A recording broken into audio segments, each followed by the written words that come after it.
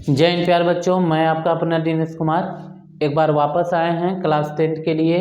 Physics का एक बहुत ही शानदार चैप्टर और शानदार चैप्टर का आज का जो टॉपिक है वो भी प्यारे बच्चों बहुत ही शानदार है और आज का लेक्चर भी बिल्कुल शानदार रहेगा। तो मैं आपसे वादा करता हूं कि आप यदि बढ़िया से इसको समझने की कोशिश करते हैं तो पूरी बात इस टॉपिक से रिलेटेड सारी बातें अल्ट्रा क्लियर हो जाएंगी, क्रिस्टल क्लियर हो जाएंगे। तो आप दिमाग लगाकर पूरी बात को समझेंगे। और अब हम लोग टॉपिक को स्टार्ट करते हैं। टॉपिक को स्टार्ट करने से पहले एक बार हम फिर से आपका स्वागत करते हैं आपके इस खूबसूरत से चैनल फील वाला फिजिक्स में। तो हम स्टार्ट करते हैं टॉपिक। और जैसा कि आप देख रहे हैं कि आज का जो टॉपिक है वो एक chapter human I and colourful world पर है और इसमें हमने ह्यूमन आई का कंस्ट्रक्शन बना के रखा हुआ है, ऑलरेडी बना लिया है ताकि टाइम की बचत हो सके और कम समय में ज़्यादा कंटेंट दे पाएँ। क्योंकि ये क्लास 10 के लिए बहुत ही इंपॉर्टेंट चैप्टर है और इससे बोर्ड के एग्जाम में भी क्वेश्चन आया करते हैं, बहुत अच्छे सवाल उठते हैं।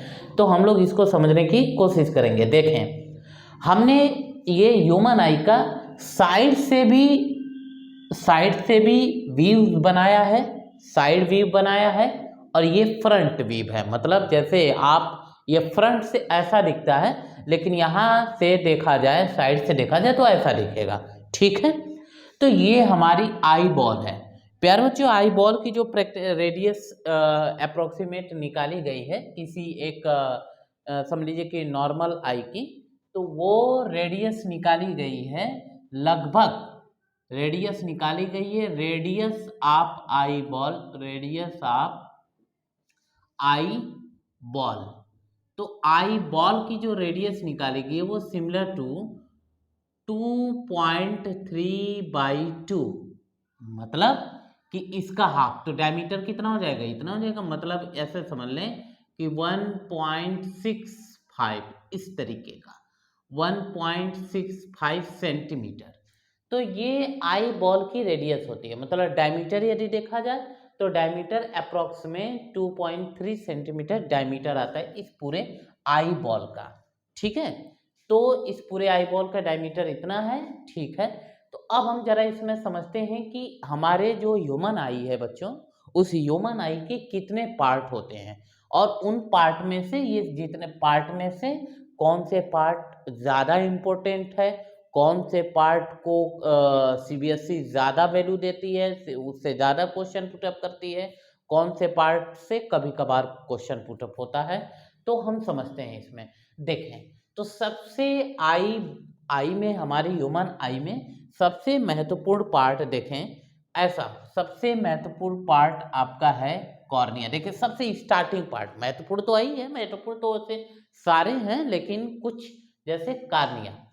तो अब हम समझते हैं कि कार्निया क्या होता है। कॉर्निया, तो कॉर्निया क्या है जरा समझते हैं। देखो, तो कॉर्निया बच्चों, कॉर्निया हमारे आंख का, जैसे आप आइज को देखेंगे ऐसे, तो ये जो ब्लैक वाला पोर्शन है तो इसके ऊपरी वाला हिस्सा, जो ऊपर वाला हिस्सा होता है सबसे पहले, वो भी एक ट्रांसपेरेंट मेंबर होता है।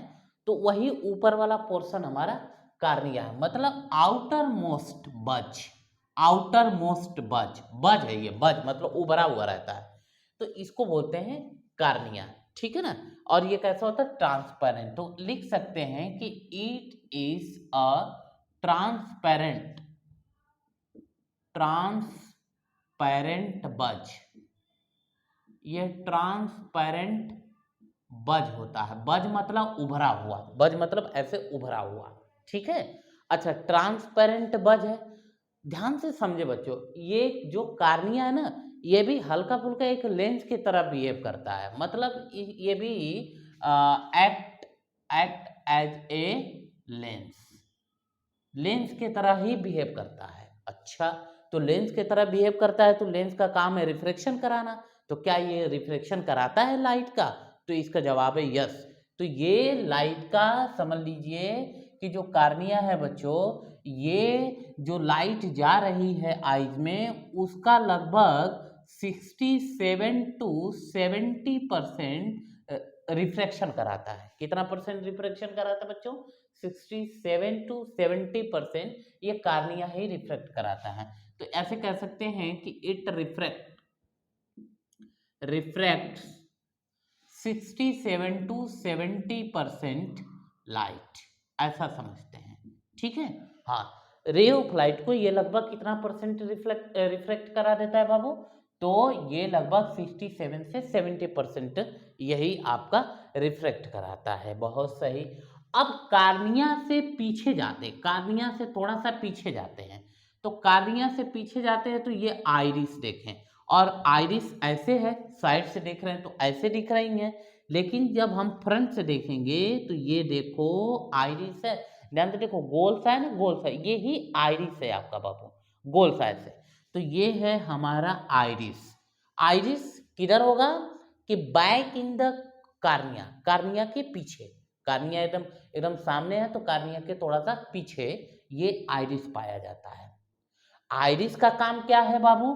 तो ये 67 to 7% जो लाइट रिफ्लेक्ट होकर जा रही है उसके अमाउंट को कंट्रोल करना। क्या करना?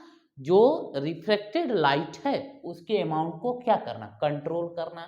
तो आइरिस का काम है, तो आइरिस का काम है कि it controls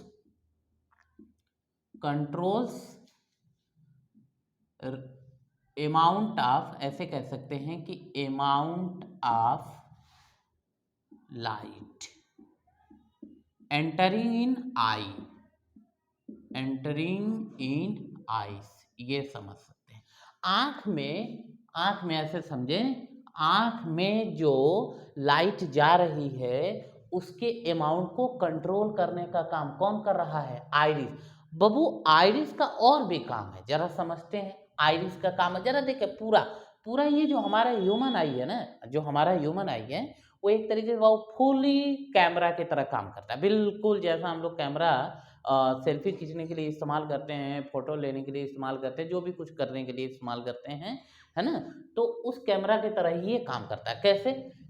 ray of light गई, 67 to 70% रिफ्लेक्ट हुई, फिर वो पहुंची कहाँ? आइरिस में पहुंची। आइरिस ने क्या किया? आइरिस ने जितनी अमाउंट इस आई को चाहिए इमेज बनाने के लिए, क्या चाहिए? जितनी अमाउंट आई को चाहिए इमेज बनाने के लिए उतनी ही अमाउंट इसमें अंदर भेजेगा। किसमें भेजेगा? आंख के अंदर भेजेगा। बाकी सबको कंट्रोल कर लेगा, बाकी सबको ब्लॉक कर लेगा। ठीक है, अच्छा। तो भाई साहब अब मान लो कि कुछ को ब्लॉक कर लिया, कुछ को इसके अंदर भेजा, तो ये क्या है? तो ये एक होल होता है, ये एक होल होता है जो कि आप इसमें देख पा रहे हो। इसको बोलते हैं बाबू पुपिल। क्या बोलते हैं? पुपिल। अब देखें, पहले तो कार्निया से कुछ मान लो 100% लाइट आ रही थी, 67 to 70% को रिफ्लेक्ट करा दिया, बाकी सबको खत्म कर दिया, बचा वो गया अंदर। तो आइरिस ने कुछ को ब्लॉक कर दिया, कुछ को किससे? पुपिल से अंदर जाने दिया। बात समझ में आ रही है? अच्छा, तो ये तो चीज ठीक है। अब पुपिल से अंदर लाइट जाएगी तो यहाँ पे आप देख रहे हैं कि एक लेंस है, लेंस से रिफ्लेक्ट होगा, और यहाँ रेटिना है, रेटिना पर इमेज बनेगा। फुली कहानी हो गई। अब इसमें कोई दिक्कत नहीं है, बेसिक बात है। बहुत सही। तो ठीक है, तो आइरिस का काम है कि लाइट जो एंटर कर रही है उसको कंट्रोल करना। उसका एक और काम है, उस काम को जरा समझ लेते हैं। ये देखिए, गोल सा जो होल है वो बाबू क्या है? पुपिल है। पुपिल एक ऐसा होल होता है, एक ऐसा होल होता है जिस होल से वही लाइट जाएगी जो लाइट इस लेंस से रिफ्लेक्ट होकर के रेटिना पर इमेज बनाएगी। मतलब आप ऐसा समझ लो कि इस पुपिल से एकदम फिल्टर की हुई रे ऑफ लाइट एंट्री करती है। फिल्टर की हुई मतलब यहाँ से कुछ फिल्टर हो गया, कुछ फिल्टर यहाँ से हो गया, फाइनल यहाँ से पहुंचा। तो पुपिल क्या है? तो पुपिल एक तरीके का होल होता है। पुपिल एक तरीके का होल होता है, और इसका काम है, पुपिल एक तरीके का होल होता है जिसे रे ऑफ लाइट अंदर आंख के बिल्कुल कोर में एंट्री करती है। It is what? It is a hole like structure. ये कैसा स्ट्रक्चर होता है? होल लाइक स्ट्रक्चर होता है जो जो रे ऑफ लाइट को आंख में जाने का परमिशन देती है, जिससे इमेज बनता है। इसका मतलब इट परमिट्स रे दोज फॉर्म, क्या बनाते हैं, फॉर्म इमेज, ये चीज है, बस ऐसे समझे, बहुत सही। अच्छा, तो एक चीज और यहाँ से समझ आ रही है कि ये जो पुपिल है, ये पुपिल किस में घिरा हुआ है, आइरिस से घिरा हुआ है। किससे घिरा हुआ है? आइरिस से घिरा हुआ है। इसका मतलब आइरिस देखो, आइरिस यदि फैल रहा है, आइरिस यदि ऐसे फैलेगा, स्ट्रेच होगा, तो पुपिल की साइज बढ़ जाएगी। क्या हो जाएगी? बढ़ जाएगी। इसका मतलब है कि रे ऑफ लाइट ज़्यादा एंट्री कर सकेगी। बहुत सही। अच्छा, यदि कॉन्ट्रास्ट हो जाती है, माने सिकुड़ जाती है, यदि ये आइरिस सिकुड़ जाती है, तो पुपिल की साइज छोटी हो जाएगी, मतलब इसमें से कम लाइट जाएगी। मतलब ऐसा समझ लो आप कि आइरिस जो होता है बाबू, वो एक तरीके से डायफ्राम के तरह काम करता है। किसके तरह काम करता है? डायफ्राम के तरह काम करता है। तो यहाँ पे लिख सकते हैं कि आइरिस है ना, एक्ट एज डायफ्राम। किसके तरह काम करता है बाबू? डायफ्राम के तरह। डायफ्राम, तो ये डायफ्राम कैमरे का जैसे डायफ्राम होता है कि कितनी लाइट उसमें जाना चाहिए, कितनी नहीं जाना चाहिए, उसके तरह ये आइरिस काम करता है। बहुत सही। साथ में आइरिस जो होता है बाबू, वो पुपिल की साइज को भी कंट्रोल करता है। तो यहाँ से कह सकते हैं कि पुपिल में कि it's size is controlled by iris. बहुत सही। तो ये पुपिल की जो साइज होती है वो किसके द्वारा कंट्रोल की जाती है? तो वो कंट्रोल की जाती है किसके द्वारा बच्चों? आइरिस के द्वारा। तो ये बहुत हमने कॉर्निया, आइरिस, पुपिल, ये तीन पार्ट आइस का सबसे मोस्ट इम्पोर्टेंट पार्ट हमने पढ़ा है। अच्छा, इसके बाद तो लेंस भी है। लेंस तो भाई पूछना नहीं है, इन सभी इम्पोर्टेंट पार्ट का भी इम्पोर्टेंट पार्ट है। ठीक है, बहुत सही। उसके बाद रेटिना है। मतलब समझ लो आप कि इतना हिस्सा, बस यही हिस्सा समझ लो कि पूरा आँख का सबसे महत्वपूर्ण पार्ट है। बस कोई और खास बात नहीं है। ठीक है, और आगे बढ़ते हैं। इसको हम थोड़ा सा रफ करते हैं बच्चों। आपको नोट करना है तो आप नोट कर लीजिए पॉज करके, और नहीं तो स्क्रीनशॉट ले लीजिए। किसी भी तरीके से आप इसको समझ लीजिए, याद भी कर लीजिए, इनका वर्क भी समझ लीजिए, बस उसके बाद कोई दिक्कत नहीं है। हाँ, ठीक है। अब इसको मिटाते हैं, कुछ और पार्ट्स का नाम बताते हैं और उनका वर्क बताते हैं क्या है। ठीक ठीक ठीक। तो अब इसके बाद हम लोग बात करेंगे, देख रहे होंगे आप कि आइरिस और कार्निया के बीच में ऐसे डैश डैश डैश डैश ऐसे ऐसे डॉट डॉट डॉट डॉट दिया गया, वो एक्चुअल में है क्या? एक्वस ह्यूमर है। क्या बच्चों? Aqueous humour. जरा उस पर भी बात कर लेते हैं। किस पर बात कर लेते हैं? एक्वस ह्यूमर पर। एक्वस ह्यूमर पर तो हम लोग बात कर लेते हैं एक्वस ह्यूमर। एक्वस ह्यूमर है क्या? आइरिस और कॉर्निया के बीच में एक फ्लूइड होता है। क्या होता है? एक तरीके का फ्लूइड होता है, जिसका जो रिफ्रैक्टिव इंडेक्स होता है बाबू, वो रिफ्रैक्टिव इंडेक्स लगभग वाटर के रिफ्रैक्टिव इंडेक्स के सिमिलर होता है। तो it is what? It is a fluid. ये एक तरीके का फ्लूइड होता है। इट्स रिफ्रैक्टिव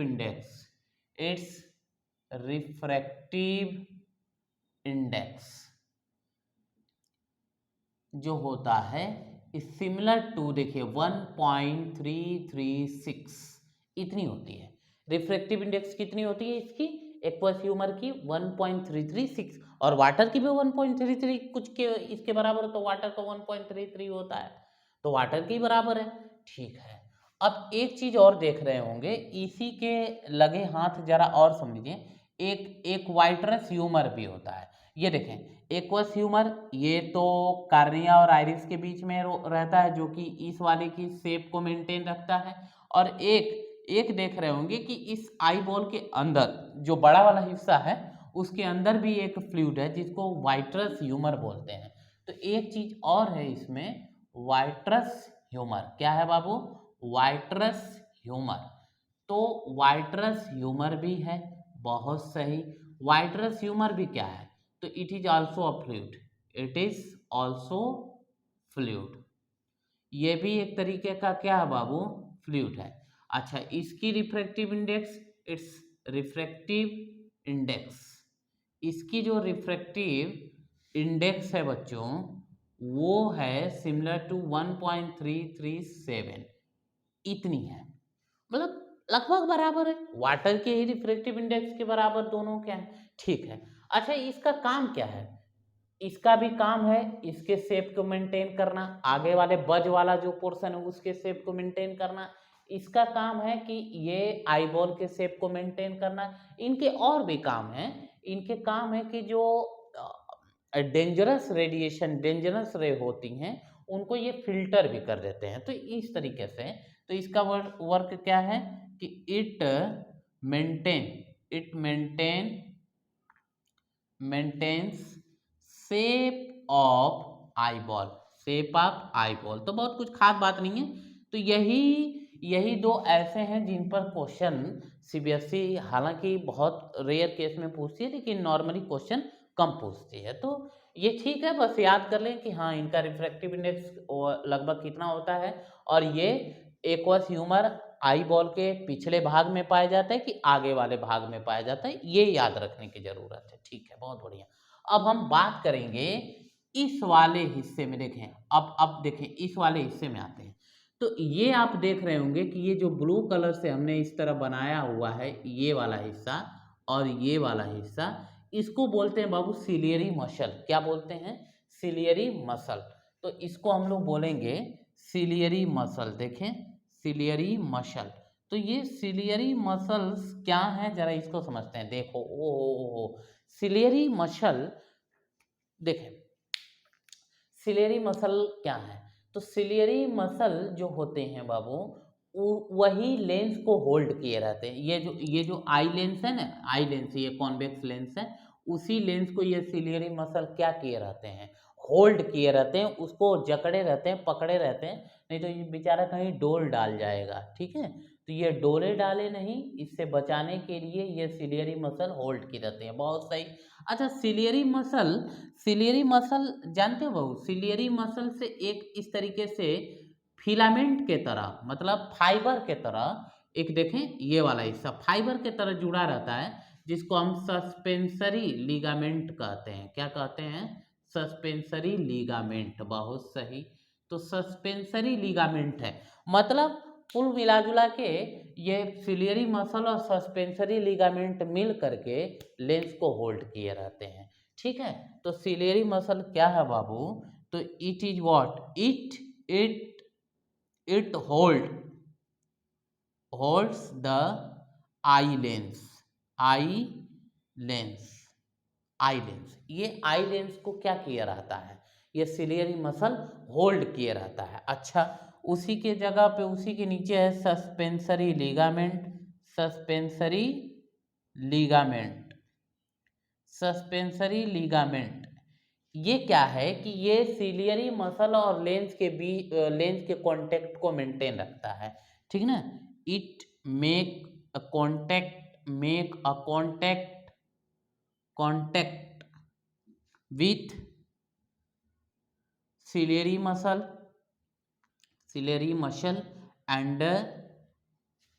एंड लेंस और सिलियरी मसल को कांटेक्ट में बनाए रखता है। ठीक है, ये कांटेक्ट बनाता है, ऐसा समझे। अब एक और महत्वपूर्ण बात है कि ये लेंस है, ये है हमारा कॉन्वेक्स लेंस, आई लेंस। तो अब हम जरा बात करेंगे आई लेंस पर। तो आई लेंस को समझने के लिए ऊपर वाले हिस्से को थोड़ा सा रब कर देते हैं और आगे की बात को समझते हैं। ठीक है, बहुत सही, बहुत सही। तो सिलियरी मसल और ये आइरिस सस्पेंसरी मिल करके लेंस को क्या किए रहते हैं? होल्ड किए रहते हैं। बहुत सही। तो अब जरा हम आई लेंस पर बात कर लें, क्योंकि सबसे महत्वपूर्ण तो हमें तो यही लग रहा है कि आई लेंस क्या है और आई लेंस के काम क्या है और ये बने किसके रहते हैं। देखें, आई लेंस क्या है? आई लेंस दरअसल एक क्रिस्टलाइन कॉन्वेक्स लेंस होता है। क्या है कि it is a crystalline convex lens. ये कैसा लेंस होता है?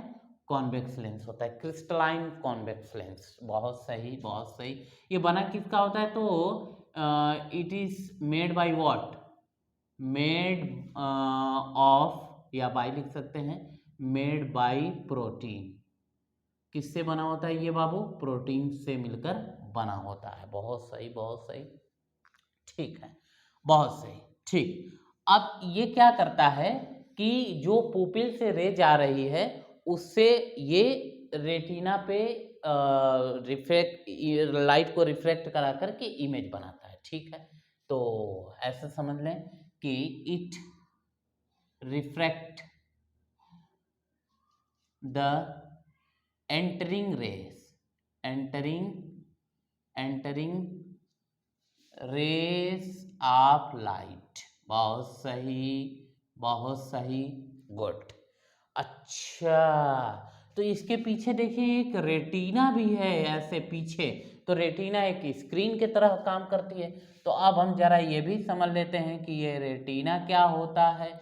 तो रेटिना बाबू आई बॉल के पिछू वाले भाग में एक पार्ट रहता है जहाँ पर इमेज फॉर्म होता है, और इस पर बहुत सारे, इस रेटिना पर बाबू, रेटिना पर बहुत सारे फोटो सेंसिटिव सेल्स पाए जाते हैं। क्या पाए जाते हैं? Photo sensitive cells. तो कह सकते हैं कि it is the back part of eye. ये आई का कौन सा पार्ट है बाबू? बैक पार्ट है ना, वेयर, या ऐसे कह लें कि it act as a screen. ये किसके तरह काम करता है? स्क्रीन के तरह काम करता है, जहां पर वेयर इमेज इज फार्म्ड, जहां पर क्या बनता है? इमेज बनाया जाता है। ठीक, बहुत बढ़िया, बहुत बढ़िया। अच्छा, उसके बाद रेटिना में होता क्या? रेटिना पे बहुत सारे फोटो सेंसिटिव सेल्स पाए जाते हैं। ठीक है ना, तो it contains many photo sensitive cell. क्या पाए जाते हैं? Many photo sensitive cell, photo sensitive cells. और फोटो सेंसिटिव सेल्स में कौन कौन से टाइप का? Cone type and rod type cells, इस तरीके के। ठीक है, फोटो सेंसिटिव सेल। अब इसमें क्या है कि कौन टाइप सेल और रॉड टाइप सेल का क्या काम है, ये भी जरा समझ लेते हैं। देखो बाबू, ये जो कौन टाइप सेल है, ये जो कौन टाइप है, ये जो कौन टाइप है, ये कलर सेंसिटिव होता है। कैसा होता है बाबू? Colour sensitive. ये जो सेल होता है ये कलर सेंसिटिव होता है। बात समझ में आ रही बाबू? कोई दिक्कत? ठीक, बहुत सही। और ये जो रॉड टाइप होता है वो समझ लो कि लाइट का अच्छा सेंसिटिव होता है, लाइट सेंसिटिव सेल होता है, ये लाइट सेंसिटिव सेल, ऐसे समझ ले। बहुत सही, बहुत सही। अच्छा, इनका एक और काम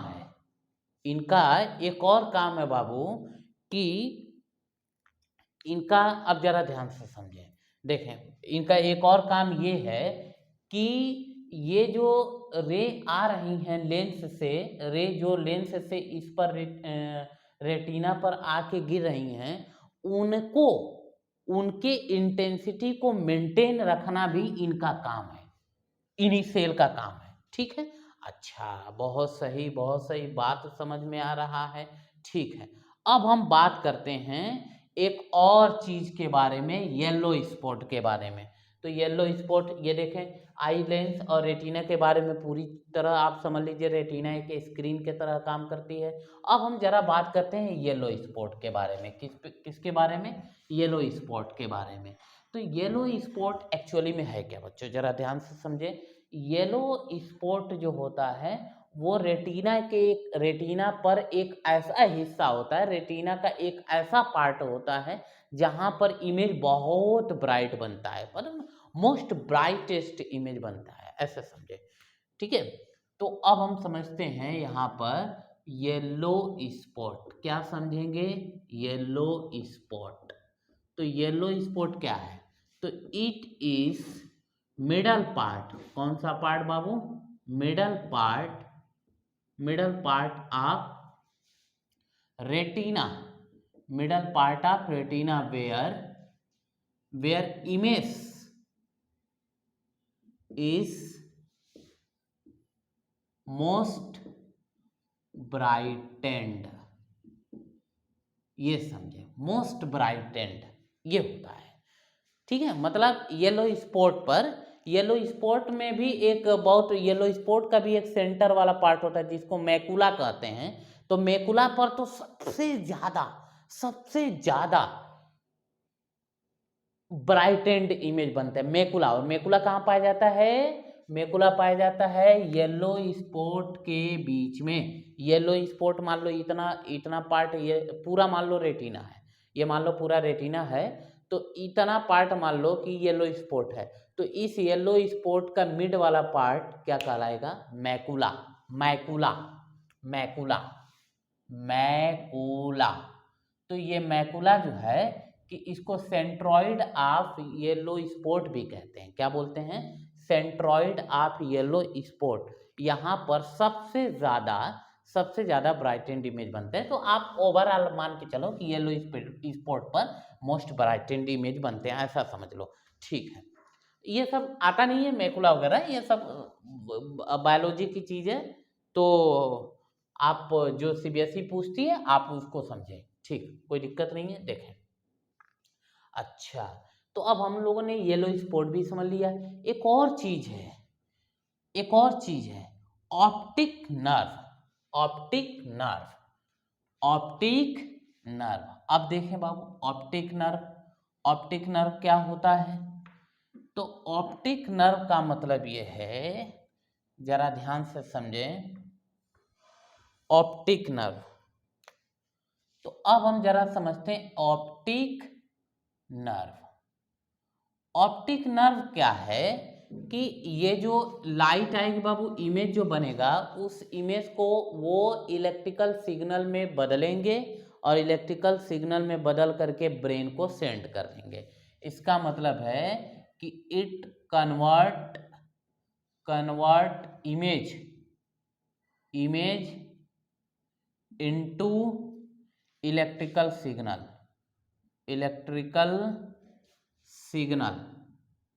signals and send it to the brain। किसको सेंड करेंगे, ये ब्रेन को सेंड करेंगे, ठीक है, जिससे हम इमेज को या ऑब्जेक्ट को अच्छे से आइडेंटिफाई कर सकें, so that we can identify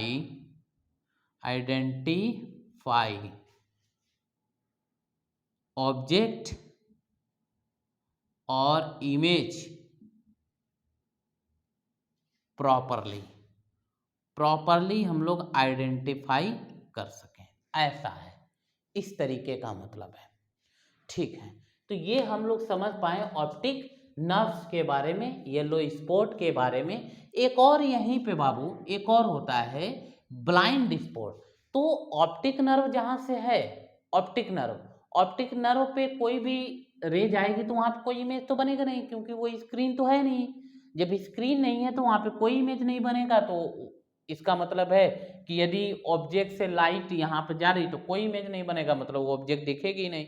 तो हम क्या बोलेंगे, इस पॉइंट को बोलेंगे ब्लाइंड स्पॉट। तो ब्लाइंड स्पॉट एक ऐसा पार्ट होता है जहां पर इमेज बनती नहीं है। तो अब आपसे कोई पूछे कि ब्लाइंड स्पॉट क्या है, तो सीधे आप कह सकते हैं कि it is the part of eye where image is not formed, जहाँ पे इमेज बनती नहीं है। और ये होता कहाँ है, ये होता है रेटिना के बिलो, बिलो द रेटिना, या ऐसे कह सकते हैं कि at the place of optic nerve. बात समझ लीजिए। तो अब ब्लाइंड स्पॉट के बारे में हमको पूछ दें कि ब्लाइंड स्पॉट क्या है।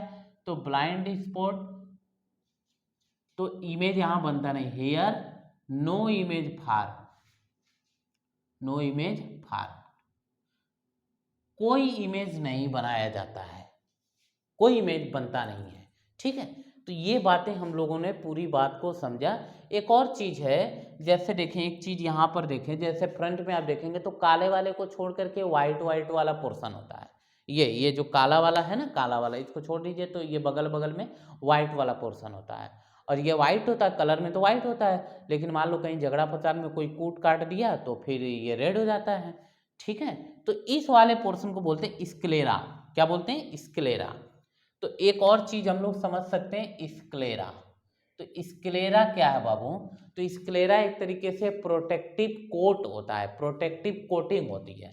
तो it is what? It is a protective coating, protective coating, ये होती है प्रोटेक्टिव कोटिंग। ठीक, बहुत सही, बहुत सही। अच्छा, पूरी बात हम लोगों ने इस तरह समझा।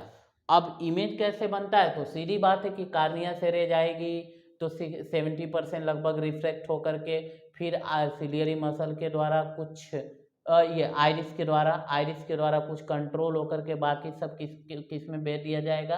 पुपिल में, पुपिल से लेंस में जाएगा, लेंस से रिफ्लेक्ट होकर रेटिना पे आपका फाइनल इमेज बनता है। और उसके बाद वो इमेज कन्वर्ट हो जाता है इलेक्ट्रिकल सिग्नल में, और इलेक्ट्रिकल सिग्नल को ऑप्टिक नर्व भेज देता है ब्रेन को, और ब्रेन से हम समझ पाते हैं कि ऑब्जेक्ट किस रंग का है, कितना बड़ा है, चौड़ा है कि मोटा है कि पतला है, दुबली पतली कैसी है, तो सब चीज़ हम समझ पाते हैं। ठीक है, बहुत बढ़िया।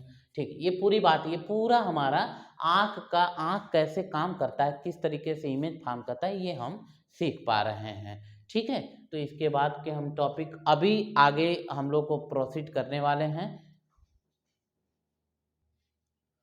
ओके, तो अब हमारा नेक्स्ट टॉपिक होगा बाबू एकोमोडेशन पावर। नेक्स्ट टॉपिक क्या होगा? Accommodation power. तो अब हम समझेंगे कि एकोमोडेशन पावर होती क्या है बाबू। एकोमोडेशन पावर को अच्छे से समझेंगे। देखिए, ये बहुत ही इंपॉर्टेंट टॉपिक है। तो एकोमोडेशन पावर क्या है हम समझते हैं। देखो, होता ये है कि एक तो कंडीशन है, कोई भी ऑब्जेक्ट हमें कब दिखेगा? कोई भी ऑब्जेक्ट हमें तब दिखेगा जब ऑब्जेक्ट से चलने वाली रे ऑफ लाइट कार्निया से हल्का रिफ्लेक्ट होकर के आइरिस के द्वारा कंट्रोल होकर के पुपिल से जब लाइट एंट्री करेगी और लेंस पर पड़ेगी, और लेंस पर पड़ने के बाद रेटिना पे जाएगी, तभी जाकर के हमें वो ऑब्जेक्ट दिखाई देगा। यदि रेटिना से पहले या रेटिना के बाद में यदि इमेज वो लाइट चली जा रही है तो उस समय हमें वो ऑब्जेक्ट दिखाई नहीं देगा। तो ये चीज़ें, ये कंडीशन है। तो अच्छा, ठीक है, तो इसका मतलब है कि लेंस के पास ऐसी खूबी होनी चाहिए, ऐसी क्वालिटी होनी चाहिए, ऐसी एबिलिटी होनी चाहिए ताकि वो अपनी फोकल लेंथ को एडजस्ट कर पाए, और एडजस्ट करके इमेज को हर हाल में रेटिना पर फॉर्म करे। ठीक है, अच्छा, तो इसका मतलब ये है कि देखो होता क्या है कि अब जरा दिमाग लगा के समझो। अब एक चीज समझते हैं, एकोमोडेशन पावर को समझने के लिए थोड़ा सा एक छोटा सा पॉइंट समझ लेते हैं। छोटा सा पॉइंट ये समझ लेते हैं कि range of vision, range of vision क्या है, इसको जरा हम समझ लेंगे तो बढ़िया रहेगा कि रेंज ऑफ विजन का मतलब क्या होता है। देखो, रेंज ऑफ विजन का मतलब ये होता है कि हम किसी ऑब्जेक्ट को मिनिमम से मिनिमम, लिस्ट से लिस्ट, कम से कम कितने दूरी तक का देख सकते हैं, कितने दूरी तक के ऑब्जेक्ट को हम आसानी से बिना आंख पर किसी दबाव डाले, बिना एकदम शांत आंख से हम मिनिमम कितने डिस्टेंस तक देख सकते हैं। तो उसको बोलते हैं least distance of clear image या least distance of distinct image, ऐसे। ठीक है, तो मिनिमम, और फिर मैक्सिमम से मैक्सिमम, ज़्यादा से ज़्यादा कितना दूर तक के ऑब्जेक्ट को हम देख पाते हैं, तो उसको फार पॉइंट बोलते हैं। अच्छा, नियर पॉइंट किसको बोलेंगे? नज़दीक से नज़दीक ऑब्जेक्ट, मतलब ऑब्जेक्ट को नज़दीक से नज़दीक कितने दूरी तक देख सकते हैं, वो हमारा नियर पॉइंट हो गया। और अधिक से अधिक कितने दूरी तक का देख सकते हैं, तो वो हमारा फार पॉइंट हो गया। तो एक हेल्दी आंख के लिए, एक नॉर्मल आंख के लिए, फॉर अ नॉर्मल आईज के लिए नियर पॉइंट, ध्यान समझे, नियर पॉइंट, या ऐसे कह सकते हैं कि least distance of clear image, ऐसे लिस्ट डिस्टेंस आप डिस्टिंक्ट विजन भी बोल सकते हैं, क्लियर इमेज ना बोलना, लिस्ट डिस्टेंस आप डिस्टिंक्ट विजन ये बोले तो थोड़ा अच्छा रहेगा, ठीक है, या नियर पॉइंट आप बोलो आसानी से, तो इज इक्वल टू कितना 25 सेंटीमीटर, और इसको डिनोट करेंगे किससे, कैपिटल डी से, बहुत से, तो इसका मतलब नियर पॉइंट, नॉर्मल आइज के लिए नियर पॉइंट कितना हो गया, कैपिटल डी बराबर 25 सेंटीमीटर, और फार पॉइंट ध्यान रखें, एंड फार पॉइंट देखें, एंड फार पॉइंट का मतलब कि अधिक दूर से दूर ऑब्जेक्ट कहाँ तक का देख सकते हैं, तो फार पॉइंट जो होती है वो होती है बाबू इनफाइनाइट, बात समझ में आ गई, मतलब नज़दीक से नज़दीक ऑब्जेक्ट 25 सेंटीमीटर का और दूर से दूर ऑब्जेक्ट इनफाइनाइट तक का एक नॉर्मल आइज देख सकती है, ऐसा समझे, ठीक है। इसका मतलब कि रेंज यदि बनाना है, रेंज ऑफ विजन बनाना है, तो 25 सेंटीमीटर से लेकर के इनफाइनाइट के बीच में ऑब्जेक्ट कहीं भी रखी हो, उसका इमेज हम अपने आँख पे बना पाते हैं, मतलब उसको हम देख पाते हैं। इसका मतलब रेंज ऑफ विजन बन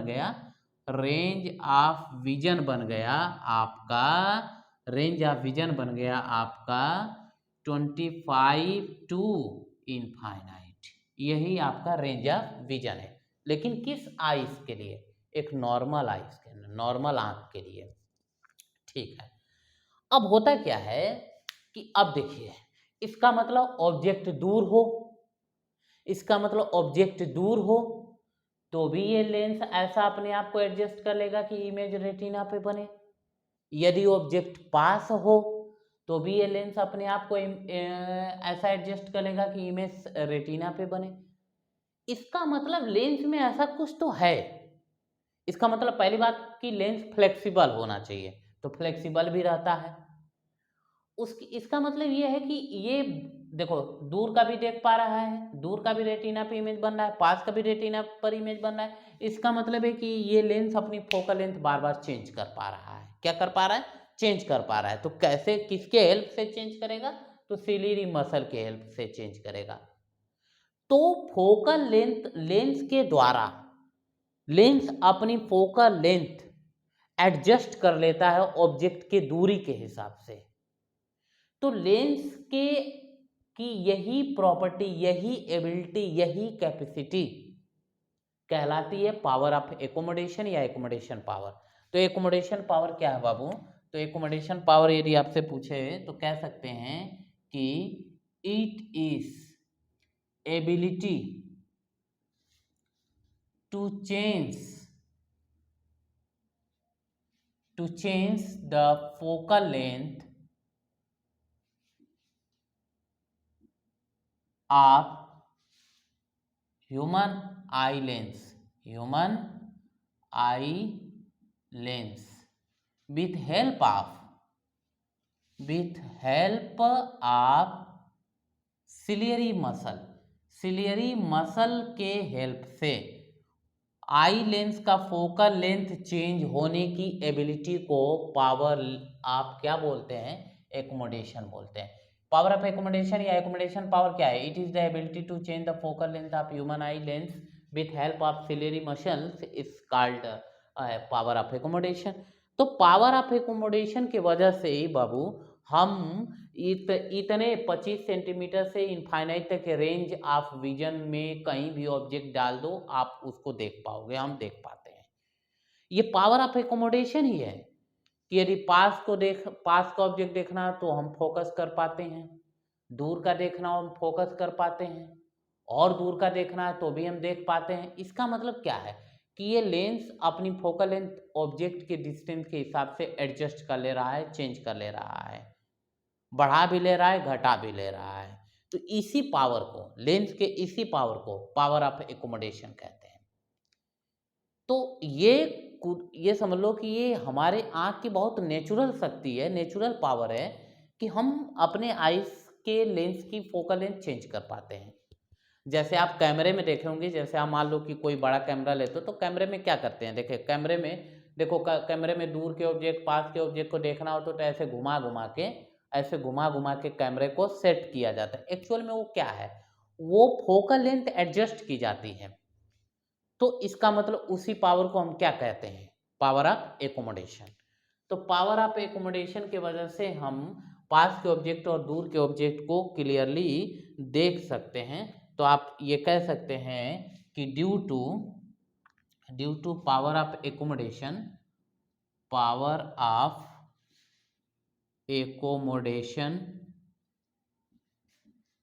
we can see nearer or farther object without any trouble। किसी परेशानी के बगैर हम लोग पास के ऑब्जेक्ट और दूर के ऑब्जेक्ट को आसानी से क्या कर पाते हैं, देख पाते हैं। किस पावर की वजह से बच्चों, ये एक पावर ऑफ एकोमोडेशन की वजह से। बहुत सही, तो हमने पावर ऑफ एकोमोडेशन भी समझ लिया। ठीक है, तो कैसे चेंज करेगा हम बता रहे हैं, कब फोकल लेंथ बढ़ेगी और कब फोकल लेंथ घटेगी, जरा ध्यान से समझें। देखो,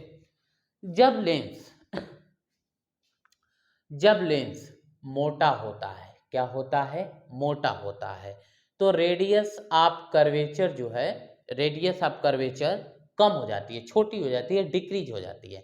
तो रेडियस ऑफ कर्वेचर डिक्रीज होने का मतलब है, ध्यान से समझे, रेडियस ऑफ कर्वेचर क्या हो जाती है, डिक्रीज होने का मतलब है कि फोकल लेंथ भी कम हो जाना। फोकल लेंथ क्या हो जाना बाबू, कम हो जाना।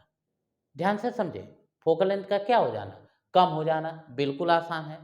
अच्छा, जब लेंस पतला हो जाता है तो फोकल लेंथ जो होती है उसकी बढ़ जाती है। फोकल लेंथ क्या हो जाती है, बढ़ जाती है।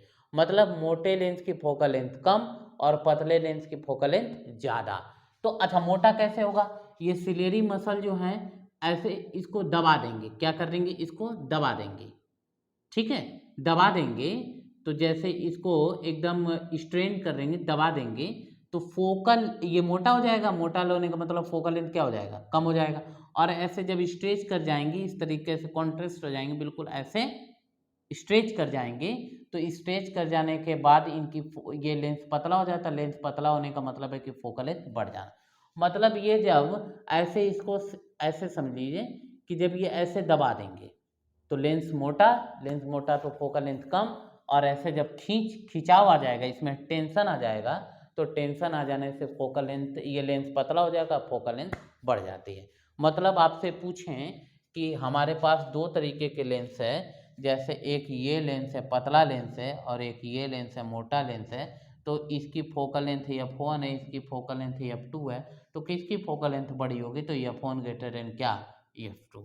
फोकल लेंथ इस वाले की, पतले वाले की ज़्यादा होगी। बहुत सही, ठीक है, ये बात अपने को समझ में आ रही है।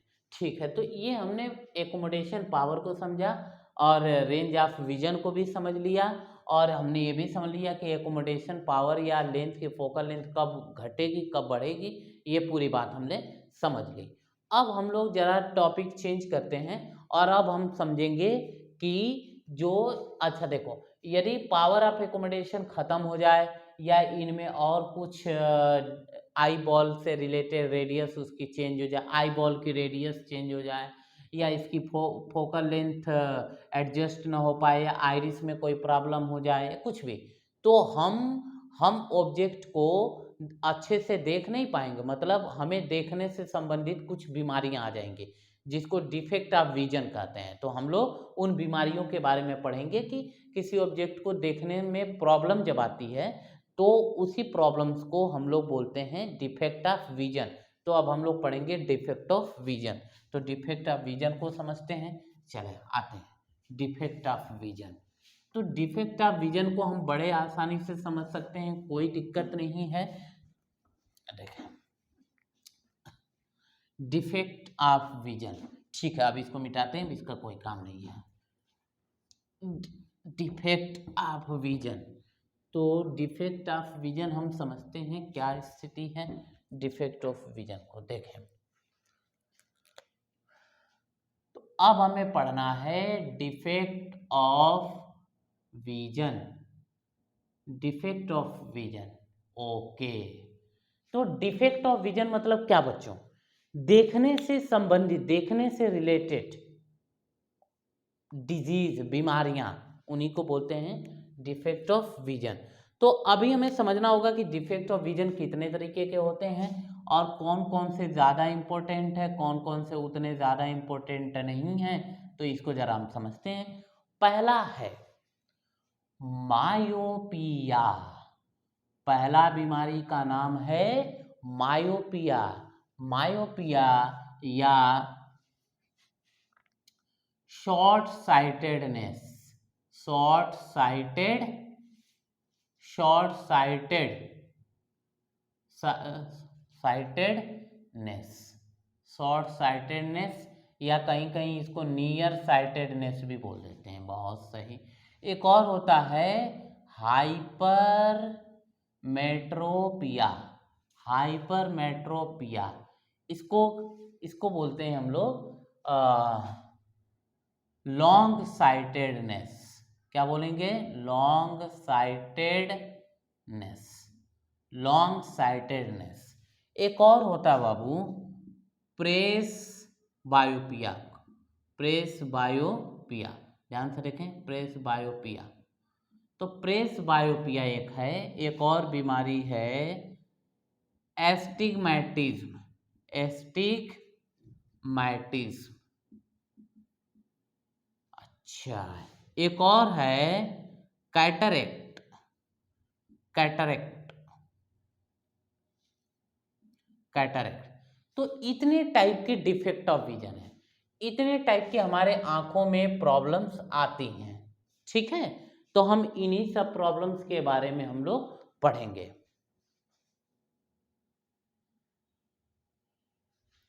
हाँ, तो बच्चों हम लोग कहाँ पढ़ रहे थे?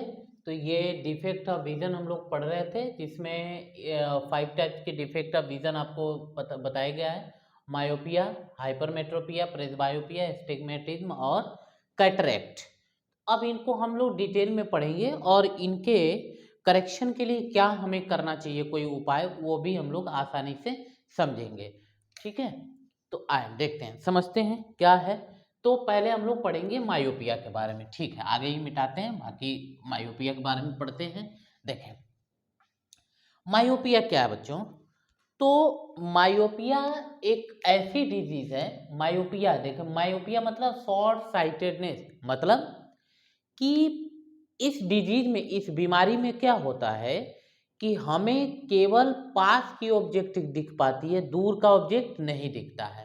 मतलब पास के ऑब्जेक्ट को देखने की बीमारी, मतलब मेरे पास, मैं यदि कह रहा हूं कि मुझे मायोपिया हुआ है, इसका मतलब कि मेरे पास केवल नजदीक के ऑब्जेक्ट को देखने की बीमारी है, दूर के ऑब्जेक्ट को हम देख नहीं पाते, ब्लर दिखता है, साफ नहीं देख पाते, धुंधला धुंधला दिखता है दूर का ऑब्जेक्ट।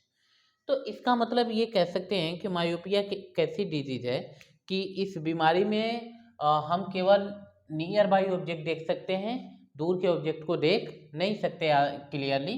मतलब इन दिस डिजीज, इस डिजीज में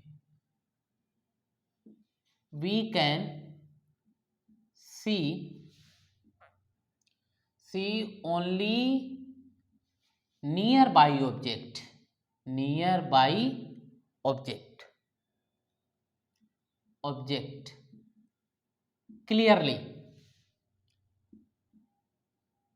okay, not farther object। हम लोग कि इस बीमारी में क्या होता है बच्चों, हम लोग केवल पास के ऑब्जेक्ट को आसानी से देख पाते हैं, दूर के ऑब्जेक्ट हमें उतने अच्छे से नहीं दिखते, धुंधले धुंधले दिखते हैं। मतलब दूर के ऑब्जेक्ट नहीं देख पाते हैं अच्छे से और पास के ऑब्जेक्ट को देख पाते हैं अच्छे से। इसका मतलब हमारे पास केवल पास के ऑब्जेक्ट देखने की बीमारी है। अब सवाल है कि इसको हम जरा आई बना करके समझने की कोशिश करते हैं तो आप लोग को अच्छा समझ में आएगा। तो देखिए हम इसको आई बना के समझते हैं, कैसे समझेंगे जरा देखो, ये देखिए ऐसा, ठीक है, इस तरीके से हम बात कर रहे हैं। तो ये रेटिना है पीछे। अब थोड़ा सा ये देखें, यहाँ पे हमारा आई लेंस है, देखें। अब होता क्या है कि अब इसको जरा हम समझते हैं क्या मतलब है कि ये आई लेंस है और ये पीछे रेटिना है और ये हमारा बज है निकला हुआ है जो कि कार्निया है। रे ऑफ लाइट इसी से एंट्री करेगी, ठीक है। अब होता क्या है कि अब इसमें समझिए मतलब चेंज क्या होना है, जरा इस बीमारी में बदलाव क्या होता है कि हम जानते हैं कि हमारा जो रेंज ऑफ विजन होता है वो 25 से लेकर क्या होता है, इनफाइनाइट। मतलब हम पास का ऑब्जेक्ट देख पाते हैं लेकिन दूर का ऑब्जेक्ट नहीं देख पाते। मतलब यदि ऑब्जेक्ट इनफाइनाइट पे रखा हो तो हम देख नहीं पाएंगे। मतलब हम पास का आसानी से देख लेंगे लेकिन जैसे जैसे हम दूर जाएंगे 25 से ज़्यादा दूरी पे ऑब्जेक्ट रखने लगेंगे तो इमेज हमें हल्का हल्का ब्लर दिखने लगेगा। तो एक ऐसी लिमिट आएगी कि हम उससे ज़्यादा दूरी वाले ऑब्जेक्ट को देख नहीं पाएंगे। जैसे ऐसे समझो, ऐसे समझिए, मान लीजिए कि हम ये पास का ऑब्जेक्ट है 25 पर है तो आसानी से देख लेंगे। 25 से थोड़ा सा मान लो 30 पे गया, 30 सेंटीमीटर पे, तो उसको भी देख लेंगे। 35 से हो सकता है कि अब हल्का हल्का ब्लर आने लगे। ऐसे ऐसे ऐसे ऐसे करते करते एक तो ऐसा कोई पॉइंट होगा ना जहां तक हम देख पाएंगे, उससे थोड़ा सा भी अधिक ऑब्जेक्ट को दूर आपने रखा तो एकदम वो दिखना बंद, ब्लर आ जाएगा 110%। तब उसको कहेंगे कि तब हम कहेंगे कि हम हमारे आँख में मायोपिया हो गया है। तो इसको हम लोग कैसे समझेंगे? तो इसका मतलब ये देखिए, ये क्या है? ये आपका मान लीजिए कि ये है आपका फार पॉइंट। कौन सा पॉइंट है? Far point. तो फार पॉइंट है तो इसका इमेज कहाँ बन रही है? रेटिना पर। अब जरा ध्यान से देखिए, इसका इमेज कहाँ बन रही है? रेटिना पे ऐसे बन रही है। तो हमें ये कौन सा पॉइंट है बाबू? Far point. फार पॉइंट सबसे ज़्यादा मैक्सिमम डिस्टेंस जहाँ तक हम ऑब्जेक्ट को देख सकते हैं। इसका मतलब ये है कि इसका रेंज इस केस में रेंज ऑफ विजन जो होता है वो 25 से तो शुरू होता है लेकिन इनफाइनाइट से कम हो जाता है। रेंज ऑफ विजन इस बीमारी में रेंज ऑफ विजन 25 तो ठीक है लेकिन इनफाइनाइट से थोड़ा सा क्या हो जाता है? कम हो जाता है। क्यों? क्योंकि इनफाइनाइट पर जाएगा तो ऑब्जेक्ट, यदि इनफाइनाइट पर जाएगा तो इमेज दिख भी नहीं करेगा क्योंकि हमें तो बीमारी है। ठीक, अब देखो, तो ये फार पॉइंट है, ये वो पॉइंट है, ये मैक्सिमम डिस्टेंस है जहां तक हम देख पाते हैं। माने इनफाइनाइट पे रख दो तो जब पक्का नहीं दिखना है, ये चीज है। अब देखो ये फार पॉइंट है, ठीक है, बहुत सही बहुत सही। एक और केस बनाते हैं यहाँ पे ताकि और अच्छे से समझ में आए। ये देखो, ये केस क्या है? फार पॉइंट है। अब यदि फार पॉइंट है, अब यदि ध्यान से देखो, यदि इनफाइनाइट पर ऑब्जेक्ट ले जाते हैं तो अब इनफाइनाइट पे ले जाएंगे तो ये इस पर बनने नहीं करेगा, आगे आ जाएगा। तो आगे ऐसे हो जाएगा, इनफाइनाइट से देखें, इनफाइनाइट से देखें बाबू, इनफाइनाइट से ऐसे ये हो गया। मतलब यहीं पे फोकस हो गया, रेटिना पे गया ही नहीं, रेटिना तो यहाँ है।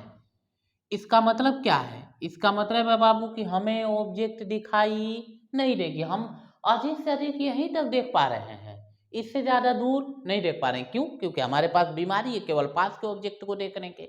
तो हमारे पास बीमारी है, केवल हम पास के ऑब्जेक्ट को देख पाएंगे, दूर का नहीं देख पाएंगे। बात समझ में आ रही है? यस। दूर हमने ऑब्जेक्ट इनफाइनाइट पे रख दिया तो देखो ये पहले ही बन गया, रेटिना पे बनने से पहले ही बन गया। तो रेटिना से पे बनने से पहले बन जाने का मतलब है कि अब वो हमें ऑब्जेक्ट दिखाई उखाई नहीं देगी। ठीक है, बहुत सही। तो अब देखो, तो इसका मतलब ये कौन सी आंख है भैया? ये है मायोपिक आंख। कैसी आंख है? मायोपिक आंख। मायोपिक आंख। तो ये है कौन सी आंख? मायोपिक आंख। अब हम बात करेंगे करेक्टेड आंख पर, करेक्शन कैसे होगा। तो उसके लिए देखो, पहली बात तो थोड़ा सा ये भी समझ लेते हैं कि इसका रीजन क्या होता है, इस बीमारी का रीजन क्या है, थोड़ा रीजन समझ लेते हैं। कारण, क्या कारण है? तो देखो बाबू, ये जब बीमारी आ जाती है, कौन सी है? बीमार वाली आंख है, ये बीमार वाली आंख है, बीमार आंख है। तो ये जो बीमारी आ जाती है उस बीमारी में ये होता है कि ये जो इमेज जहाँ पे ये रे ऑफ लाइट को इंटरसेक्ट करनी चाहिए वो रेटिना पर, वो रेटिना से पहले ही करने लगता है। तो मान लीजिए कि कोई नहीं जानता है, थर्ड पर्सन से पूछा जाए कि भैया ऐसा बताओ कि क्या कोई पॉसिबल कारण है कि ऐसा आग में कट जा रहा है, तो वो थर्ड पर्सन क्या बताएगा? थर्ड पर्सन ये बता सकता है कि हो सकता है भैया इसका जो कि ये जो आई बॉल है, आई बॉल की रेडियस बढ़ गई हो। जब रेडियस बढ़ जाएगी तो अब तक मान लो कि जब बराबर एकदम मेंटेन रेडियस था तो रेटिना पे कट रहा था, आकर रेटिना पे मिल रहा था। अब वो कहेगा कि हो सकता है रेडियस बढ़ गई हो। जब रेडियस बढ़ जाएगी तो इसका मतलब तब ये यहाँ कट रहा है तो ये आगे हो जाएगा, अपने आप आगे माना जाएगा। पहला कारण। दूसरा कारण ये हो सकता है कि इसकी फोकस ही घट जाए, इसकी फोकल लेंथ घट जाए, मतलब कि जो मतलब कि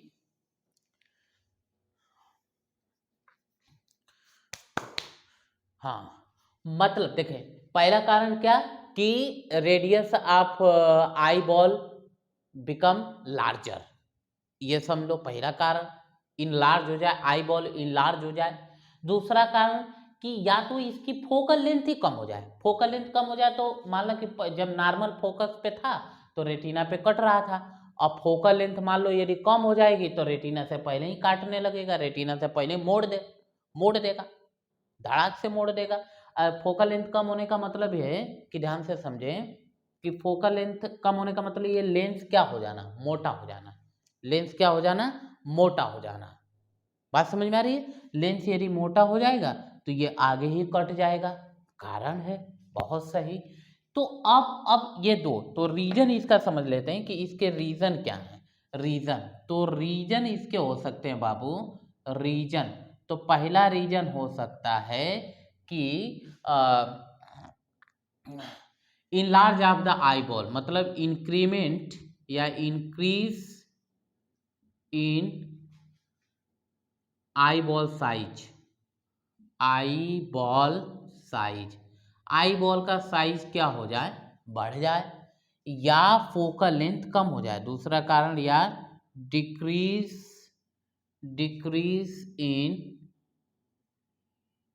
focal length of eye ball.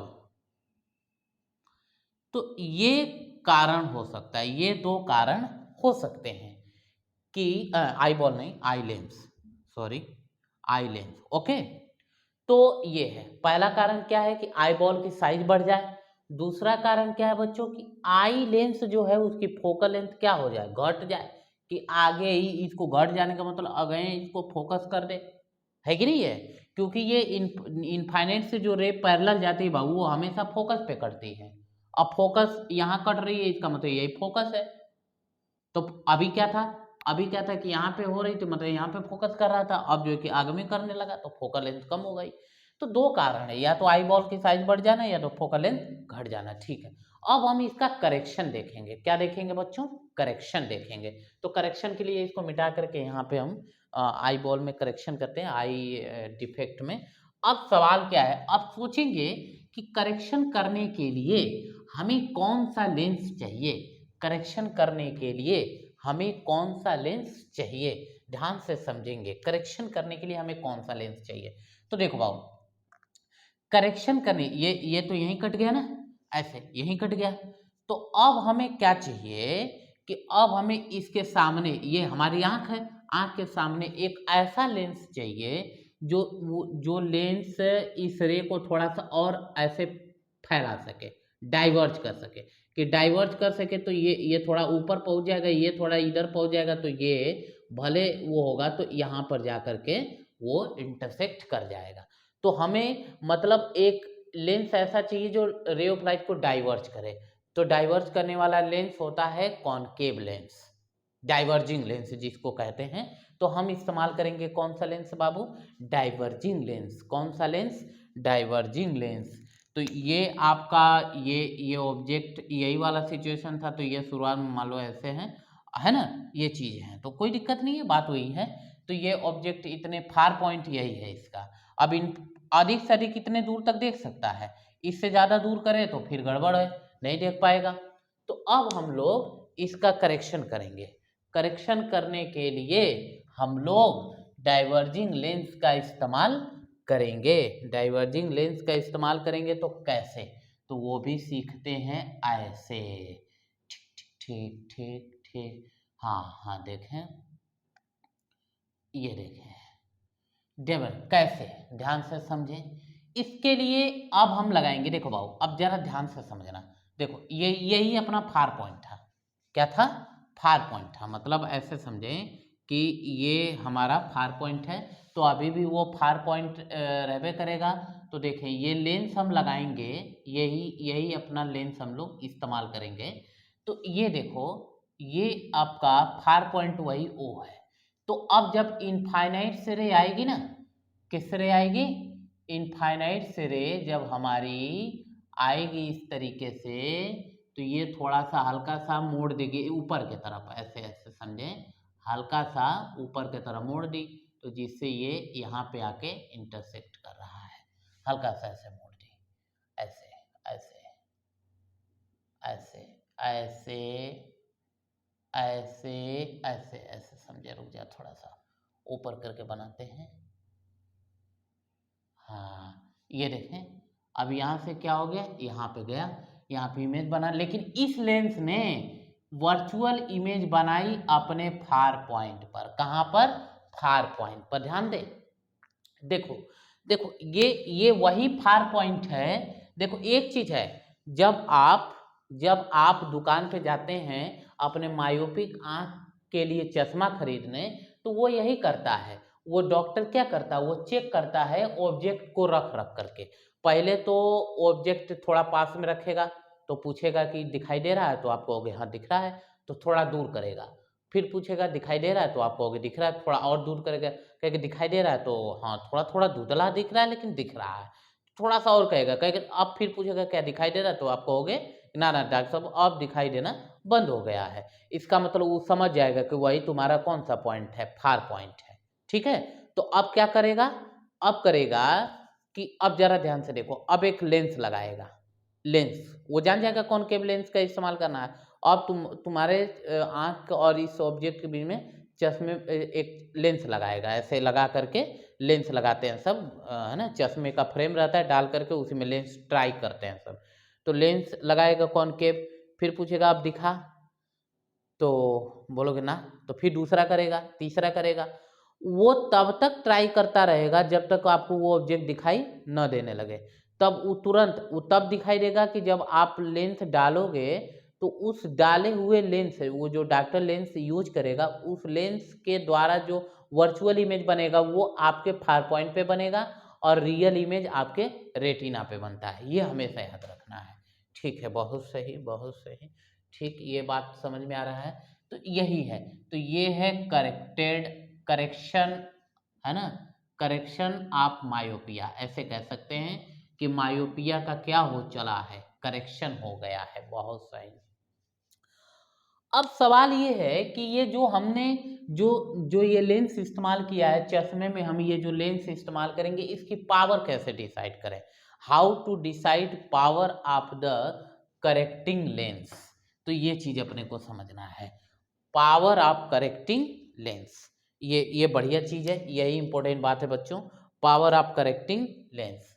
तो अपने को समझना है पावर ऑफ करेक्टिंग लेंस, जो हम लोग लेंस इस्तेमाल कर रहे हैं जिससे हमारी बीमारी सही हो जाए, उसका पावर कैसे डिसाइड करें। तो देखो बहुत आसान है, कोई दिक्कत नहीं है। तो हमें हमें तो भैया इस बीमारी में क्या था, केवल नज़दीक का देख पा रहे थे, दूर का नहीं देख पा रहे थे।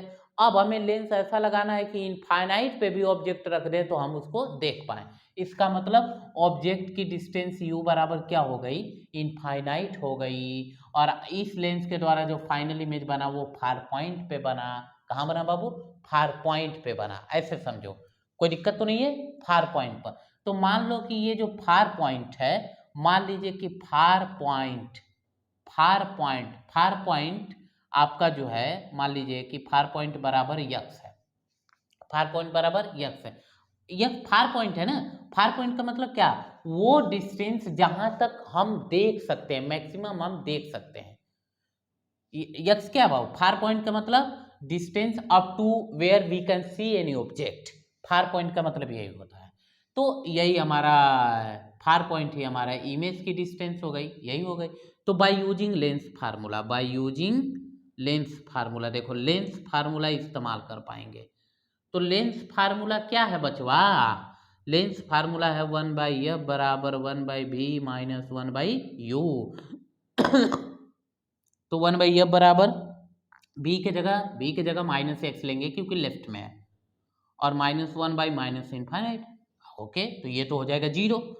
तो 1/f बराबर हो गया माइनस 1/x, तो f बराबर क्या हो गया? Minus x. इसका मतलब जो लेंस हम इस्तेमाल कर रहे हैं बाबू, उसकी जो फोकल लेंथ होगी दरअसल वो फार पॉइंट के बराबर होगी, मतलब उस डिस्टेंस के बराबर होगी जहां तक हम मैक्सिमम अपनी बीमार आंख से देख पा रहे थे। बस बस, ठीक। तो ये चीजें हैं। तो अब एक एग्जांपल लेते हैं।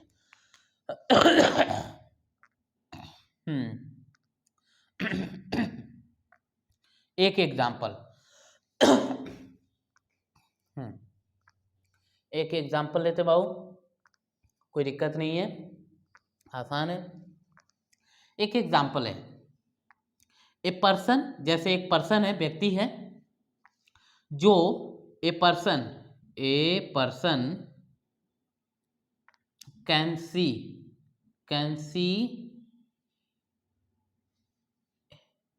एन ऑब्जेक्ट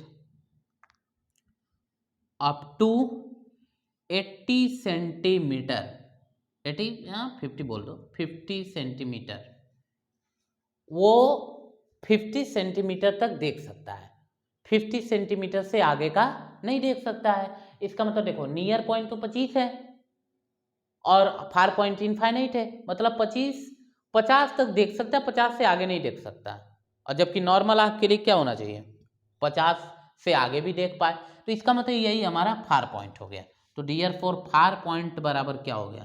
फार पॉइंट बराबर आपका मिल गया 50 सेंटीमीटर। तो डियर फोर फोकल लेंथ, ध्यान से समझे कि डियर फोर फोकल लेंथ आप यूजिंग लेंस बराबर, तो क्या हुआ? यह बराबर आपका -50 सेंटीमीटर। अब हम पावर निकालेंगे, तो पावर निकालना हमने पिछले वीडियो में बताया था कि पावर होता है कि 1/f इन मीटर।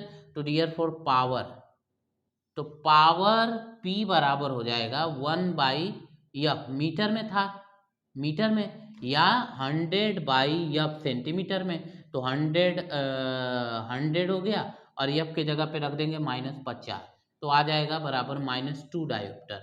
मतलब हमें -2 डायोप्टर का कॉनकेव, मतलब 2 डायोप्टर का कॉनकेव लेंस इस्तेमाल करना पड़ेगा इस बीमारी के इलाज में। इस तरीके से एक एग्जाम्पल के थ्रू भी हम लोग समझ लिए, और ऐसे फार पॉइंट यक्स ही हमारा भी होता है, ये हमेशा याद रखना है। ठीक है, ठीक है, ये हम लोगों ने समझा, हम लोगों ने मायोपिया को समझा। अब हम जरा समझते हैं हाइपरमेट्रोपिया। ठीक है, इसको मिटाते हैं और हाइपरमेट्रोपिया को समझते हैं कि वो कौन सी बीमारी है, उसमें क्या होता है। ठीक है, ओके। तो अब हम समझेंगे हाइपरमेट्रोपिया। क्या समझेंगे बच्चों? हाइपरमेट्रोपिया। तो अपने को समझना है हाइपरमेट्रोपिया मतलब दूर देखने की बीमारी, केवल दूर देख पाएंगे, नज़दीक नहीं देख पाएंगे। तो ये है आपका। तो अब हम लोग समझेंगे हाइपरमेट्रोपिया। हाइपरमेट्रोपिया कौन पिया भाई? हाइपरमेट्रोपिया। देखते हैं, तो इसको या बोलते हैं क्या? Long sightedness. लॉन्ग साइटेड है ना, लॉन्ग साइटेडनेस, केवल दूर देखने की बीमारी। पास का तो देख ही नहीं पाएंगे, पास का हम देख नहीं पाएंगे, दूर देख पाएंगे केवल। इसका मतलब हम जैसे हम क्या कर रहे हैं, दूर का देख पाएंगे, माने इनफाइनाइट तक आसानी से देख लेंगे, पास का नहीं देख पाएंगे। तो पास जाते जाते जाते जाते जाते जाते एक ऐसा पॉइंट आएगा कि ऐसा ऐसे देखो, दूर का देख ले रहे हैं, पास आ रहा है तो थोड़ा दिक्कत हो रही है, और पास आ रहा है दिख तो रहा है लेकिन धुंधला, और पास आ रहा है दिख तो रहा है धुंधला। एक और ऐसा पॉइंट आया जहां पर दिखना ही बंद हो गया, तो वही अपना नियर पॉइंट हो गया समझ लो। अब 25 तो भूल जाओ आप, वही अपना क्या हो गया, नियर पॉइंट हो गया। मतलब 25 तो इधर रहेगा, नियर पॉइंट 25 से आगे बढ़ जाता है, और फार पॉइंट तो इनफाइनाइट रहता है। मायोपिया में क्या हो रहा था कि फार नियर पॉइंट वही रह रहा था, फार पॉइंट थोड़ा खिसक आ रहा था। इसमें क्या हो रहा है कि फार पॉइंट वही है, नियर पॉइंट थोड़ा सा खिसक जा रहा है, यही बात होती है। तो अब देखो इसमें क्या है बाबू, ध्यान से समझना, इसको समझते हैं ऐसे। ये देखो, हाँ ध्यान से समझना, कोई दिक्कत वाली बात नहीं है। बहुत सही बहुत सही। मान लो बाबू ये आपका नियर पॉइंट है, क्या है, नियर पॉइंट है। तो इसका इमेज मान लो यहाँ पे बन रहा होगा, रेटिना पे बन रहा होगा, तभी तो दिख रहा है। तो यहाँ रेटिना पे बन रहा है, ठीक है, ठीक। तो ये आपका है नियर पॉइंट। कौन सा पॉइंट है बाबू, नियर पॉइंट है। अब क्या करना है कि अब ये नियर पॉइंट है, नियर पॉइंट अपनी आंख का near point, natural near point नहीं है, नॉर्मल आंख का नियर पॉइंट नहीं है। नॉर्मल आंख का नियर पॉइंट कहीं इधर होगा, ये 25 से ज़्यादा है, ये समझ लीजिए। तो इसमें क्या होता है कि इसमें जो नियर पॉइंट हो जाता है, नियर पॉइंट ग्रेटर देन क्या हो जाता है भाव, 25 सेंटीमीटर। ये समझना है, बस यही फर्क समझना है इसमें, नियर पॉइंट 25 से बड़ा हो जाता है। थोड़ा सा और देखते हैं, अब थोड़ा सा दूसरी बात देखते हैं इसमें कि जब अब देखिए हाइपरमेट्रोपिक आइस के बारे में देखते हैं क्या होगा जब वो एक्चुअल में नियर पॉइंट पर आएगा तो क्या होगा। ये देखें,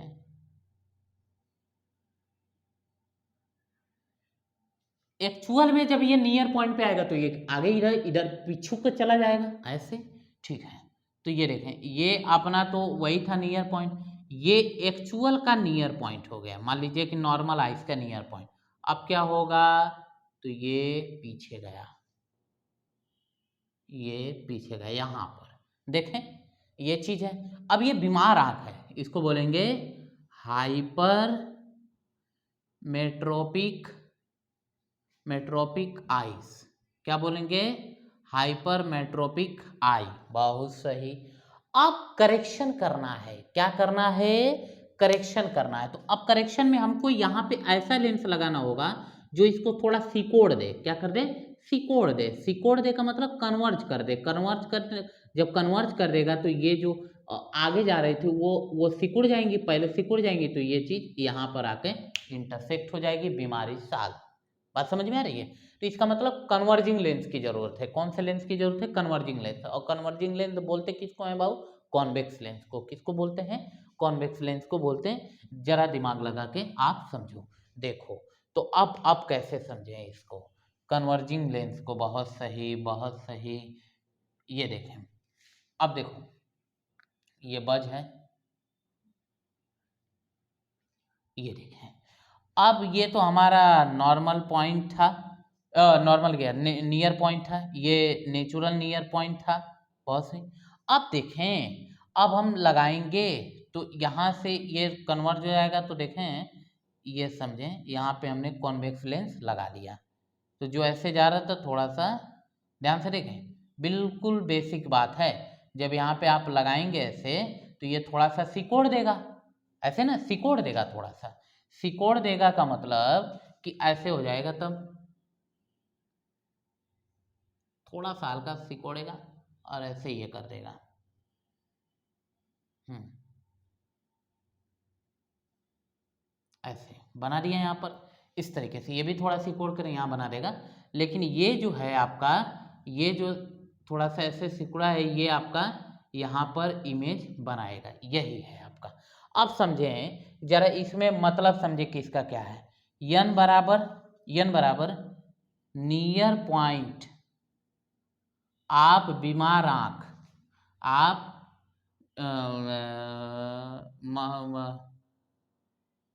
हाइपर मेट्रोपिक आई, मेट्रोपिक आई, और एन डैश क्या है, एन डैश बराबर 25 सेंटीमीटर, एन डैश बराबर 25 सेंटीमीटर, मतलब ऐसे समझिए कि नियर पॉइंट ऑफ नॉर्मल आई, आप नॉर्मल आई,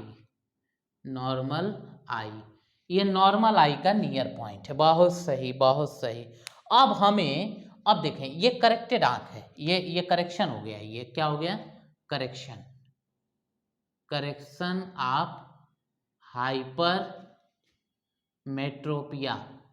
हाइपरमेट्रोपिया का ये क्या हो गया है बाबू, करेक्शन हो गया है। अब समझे, बहुत सही, ठीक है, ये हमने समझ लिया। अब मान लीजिए कि हाइपरमेट्रोपिया हो गया है, तो हमें चश्मे की जरूरत है, तो उस चश्मे में जो लेंस लगेगा उसकी पावर कैसे निकालें, ये भी सीखना है। तो जैसे पिछले में हमने सीखा, तो वैसे इसमें, तो इसमें क्या है कि ये जो है ऑब्जेक्ट की डिस्टेंस हो जाएगी, ऑब्जेक्ट की डिस्टेंस, और ये इसके द्वारा इमेज की डिस्टेंस हो जाएगी। तो लेंस फार्मूला लगा के फोकल लेंथ निकाल लेंगे, फिर तब जा करके और वहाँ से फिर पावर भी निकाल लेंगे, कोई दिक्कत नहीं है। तो ऐसे समझते हैं। देखो बाबू, हम जानते हैं, देखो ऐसे समझिए, पावर ऑफ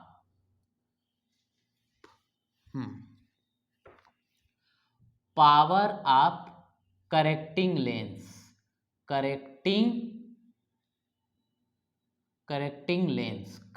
लेंस की हम लोग पावर देखते हैं। कैसे देखेंगे, सीधी बात है। देखें, करेक्टिंग ऑफ पावर लेंस, ये अपना u हो गया, तो u बराबर हो गया -25 सेंटीमीटर, u बराबर ये ऐसे हो गया, और b बराबर आपका कौन सा पॉइंट हो गया, नियर पॉइंट। बहुत सही, नियर पॉइंट दिया रहेगा कि नज़दीक से नज़दीक हम कहाँ तक का देख सकते हैं। अच्छा, बहुत सही। तो क्या यूज करेंगे, डियर फोर, पावर बराबर, ऐसे समझ ले डायरेक्ट, तो पावर बराबर होता है डियर फोर, पावर बराबर होता है क्या बाबू, 1/f या 100/f इन सेंटीमीटर।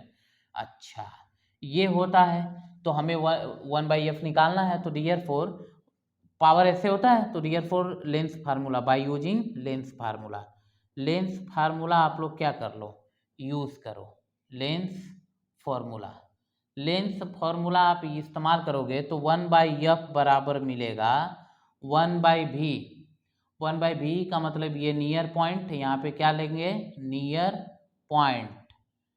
पॉइंट, वो भी किस में, माइनस में, -1/-25 ऐसे रख लेंगे, तो 1/f बराबर मिल जाएगा क्या बाबू, -1 नियर पॉइंट की नज़दीक से नज़दीक कहाँ देख सकता है, +1/25। इस फार्मूले से इस्तेमाल करके आप फोकल लेंथ निकाल लोगे, तब जा करके पावर निकाल लोगे। हम इस पर एक एग्जाम्पल लेते हैं,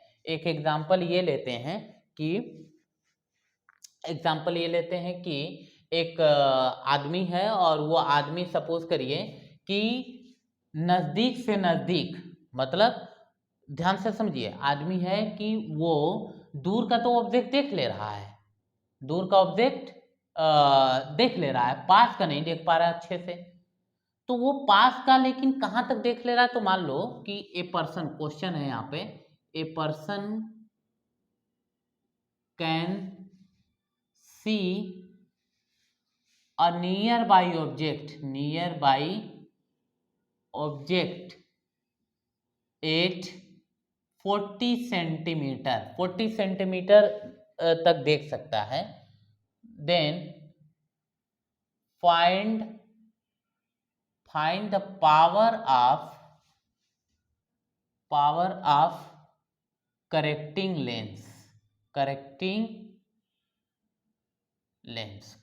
लेंस की पावर निकालो। तो सीधी बात है, पावर निकालने के लिए फोकल लेंथ निकालना पड़ेगा, therefore by lens formula. Solution इसका करते हैं, तो बाई यूजिंग लेंस फार्मूला क्या इस्तेमाल करें हम लोग, लेंस फार्मूले का इस्तेमाल करें। तो 1/f बराबर 1 नियर पॉइंट कितना है, 40, तो ये लेफ्ट में है, तो -40, -1/-25, बस। तो 1/f बराबर हो गया बाबू -1/40 + 1/25, कोई दिक्कत ना, कोई दिक्कत नहीं है। ठीक, बहुत सही। तो 1/f बराबर एलसीएम एलसीएम लो भैया, एलसीएम एलसीएम लो, एलसीएम लो, ठीक है, एलसीएम लो, ठीक है। या एक और तरीका है कि हम पावर बराबर जानते हैं कि 100/f होता है, तो इसे वो निकला ही है, वैसे लगा लो। तो डियर फोर पावर, ये डायरेक्ट पावर P बराबर होता है 100 बाई क्या f ना, तो इसमें 1/f है, 100 से मल्टीप्लाई कर दो, तो 100 से मल्टीप्लाई करोगे तो मिलेगा क्या बाबू, तो P बराबर मिलेगा 100/f के जगह पे हो जाएगा -100/40 और प्लस 100 बाई क्या 25, तो P बराबर हो गया है आपका, ध्यान से देखो P बराबर क्या हो गया, एक खत्म हो गया तो -2.5 हो गया, कितना हो गया बाबू 2.5, देखें 2.5 हो गया, आप प्लस ये कितना हो गया ये 4 हो गया, तो आंसर कितना आएगा, पावर बराबर, ध्यान से देखें पावर बराबर कितना आ गया बाबू, बहुत बेसिक बात है कि इसमें से इसको माइनस कर लो तो 1 पॉइंट क्या आ जाएगा 5 डायोप्टर, और चूंकि प्लस में आया है, प्लस में आने का मतलब है कि यहाँ पे हमको जो लेंस यूज़ करना पड़ेगा वो कॉन्वेक्स लेंस इस्तेमाल करना पड़ेगा। अब यहाँ से आप चाहे होते यदि फोकल लेंथ पूछता तो इसी का इस्तेमाल करके फोकल लेंथ भी निकाल लेते, हमसे डायरेक्ट पावर पूछा था तो हमने डायरेक्ट पावर का ये वाला फॉर्मूला लगा दिया। इस तरीके से हमारे मायोपिया और हाइपरमेट्रोपिया दोनों का इलाज हो पाता है। अब एक और बताते हैं हम लोग, देखें एग्जाम में यही दोनों आने हैं, ठीक है। अब हम लोग बताते हैं प्रेस बायोपिया, कौन सा बताते हैं, प्रेस बायोपिया, आते हैं आगे समझते हैं, ओके ठीक। अब हम लोग को पढ़ना है प्रेस बायोपिया, तो आगे का टॉपिक होगा प्रेस बायोपिया, तो प्रेस बायोपिया को भी समझ लेते हैं कि प्रेस बायोपिया एक्चुअली में क्या है, ये क्यों होता है, इसके इलाज के लिए क्या क्या टेक्निक लगाएंगे और कैसे कर पाएंगे, देखते हैं। तो अगला हम लोग को समझना है बाबू प्रेस बायोपिया, प्रेस बायोपिया देखें ये कब होता है, ऐसे समझें, ऐसे समझते हैं, जैसे होता ही क्या है कि हम पहले से जानते हैं कि हमारे आइस में नेचुरल पावर मिली हुई है, वो भी कौन सी पावर, एकोमोडेशन की पावर, तो हमारे आँख में एकोमोडेशन पावर होती है, ये ऐसा हमें पता है। कभी कभार ये होता है कि एज जब बढ़ने लगती है, उम्र जब बढ़ने लगती है, तो वो जो एकोमोडेशन पावर होती है बच्चों वो कम हो जाती है, क्या हो जाती है, कम हो जाती है। या ऐसा समझो कि जो सिलेरी मसल होता है वो थोड़ा सा एडजस्टमेंट नहीं कर पाता है, सिलेरी मसल थोड़ा सा फोकल लेंथ को एडजस्ट नहीं कर पाती आई लेंस को, या यूँ समझिए कि सिलेरी मसल जो है कि फ्लेक्सिबिलिटी थोड़ी कम हो जाती है, लेंस की फ्लेक्सिबिलिटी कम हो जाती है। इन तमाम तरीकों की वजह से मैंने उम्र बढ़ने के हिसाब से आँख में एक देखने की प्रॉब्लम आती है, उसको बोलते हैं प्रेस बायोपिया। इसमें क्या होता है कि हम दूर के भी ऑब्जेक्ट को देखने में दिक्कत होती है और पास के ऑब्जेक्ट को भी देखने में दिक्कत होती है, मतलब ऐसा समझें कि प्रेस बायोपिया उम्र बढ़ने के हिसाब से लोगों में ज़्यादातर सब में लगभग आती ही आती है। तो ये कह सकते हैं कि इट अराइज ड्यू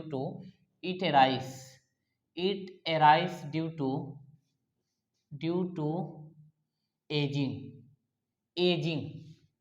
एजिंग समझिए, एज के वजह से, उम्र के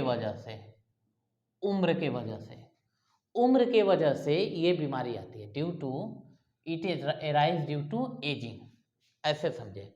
रीजन क्या है, तो रीजन ये है कि लॉस ऑफ एकोमोडेशन पावर, तो रीजन इसमें दे सकते हैं, रीजन तो रीजन दे सकते हैं, रीजन में क्या, रीजन में दे सकते हैं कि loss of accommodation power, accommodation power का लॉस, ऐसा समझे, एकोमोडेशन पावर का लॉस हो सकता है। दूसरा ये हो सकता है कि सिलेरी मसल की फ्लेक्सिबिलिटी, लेंस की फ्लेक्सिबिलिटी कम हो जाना, है ना, तो दूसरा कारण ये हो सकता है कि फ्लेक्सिबिलिटी डिक्रीजेस